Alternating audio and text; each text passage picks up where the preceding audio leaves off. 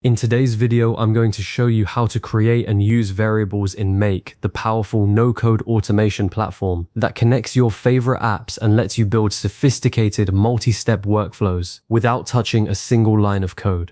Variables are one of the most versatile features Make has to offer. They let you capture a piece of data at any point inside a running scenario and hold on to it so you can reference it again later, anywhere downstream. That single capability unlocks a huge range of automation patterns that simply aren't possible without it. If you find this helpful, please hit the like button and subscribe so you don't miss what's coming next. And with that, let's get into it. The first thing you're going to do is open the scenario where you want to work and click the plus icon to add a new module. Every action inside Make lives in a module. Triggers, searches, transformations, connections to external apps, and the plus icon is the entry point for all of them. You'll find it either at the end of your existing chain or floating in the editor if you're starting fresh. Go ahead and click it to open the module search panel. In the search field, type Tools and select the Make Tools app from the results. Inside that app, you'll find the action called Set Variable, or if you already know you're going to need more than one variable in this part of the scenario, you can choose Set Multiple Variables, which handles them all in a single module and saves you from cluttering your canvas with several separate steps.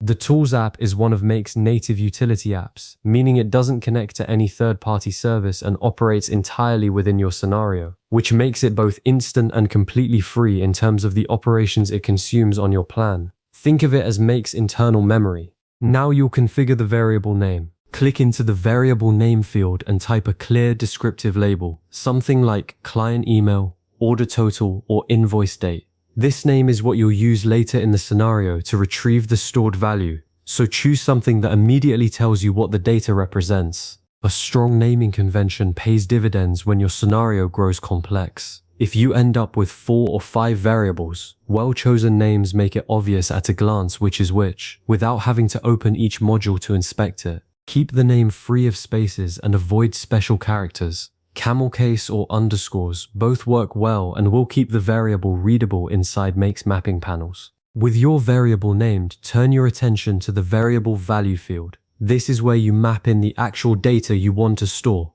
Click inside the field and Make's mapping panel will appear, giving you access to the output of every module that has run before this one in the scenario.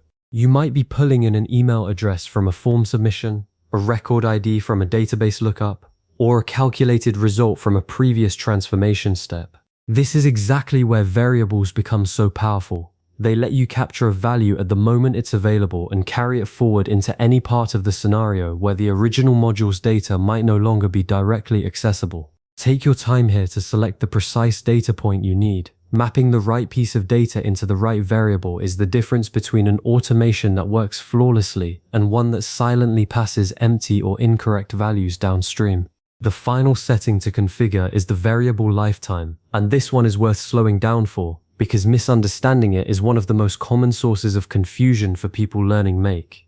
You have 2 choices. The first is 1 cycle, which means the variable resets its value with every new data bundle that enters the scenario. Picture a scenario that processes a spreadsheet row by row. With 1 cycle selected, the variable will hold a fresh value for each individual row as it passes through, which is exactly what you want when your logic needs to respond to each record on its own terms. The second option is 1 execution, which means the variable holds a single value for the entire scenario run, regardless of how many data bundles cycle through. This is the right choice when you want to capture something once and keep it stable. A timestamp taken at the start of the run, a configuration setting, or a reference value that should remain the same from the first bundle to the last.